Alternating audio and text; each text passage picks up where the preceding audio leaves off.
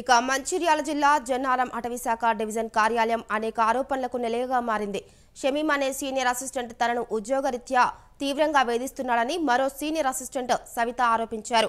ఇటీవలే బదిలీపై వచ్చిన సవితకు బాధ్యతలు ఇవ్వకుండా తన జీతాన్ని ఆపేసి షమీం వేధిస్తున్నాడని సవిత చెబుతున్నారు. ఉన్నతాధికారులు స్పందించి షమీంపై కఠిన చర్యలు తీసుకుని తనకు న్యాయం చేయాలని ఆమె కోరారు. జన్నారంలో 18/24కి ఛార్జ్ తీసుకున్నాను. 18/24కి ఛార్జ్ తీసుకున్నప్పుడు నేను అడ్మినిస్ట్రేటివ్ ఆఫీసర్ అడిగాను ఇక్కడ పోస్టు. సార్ చూస్తాను అన్నారు. సరే, దాని గురించి డిస్టర్బ్ చేయలేదు, వచ్చి వర్క్ చేసుకుంటున్నాను. నాకు ఓడి ఆర్డర్స్ వచ్చినాయి హైదరాబాద్కి.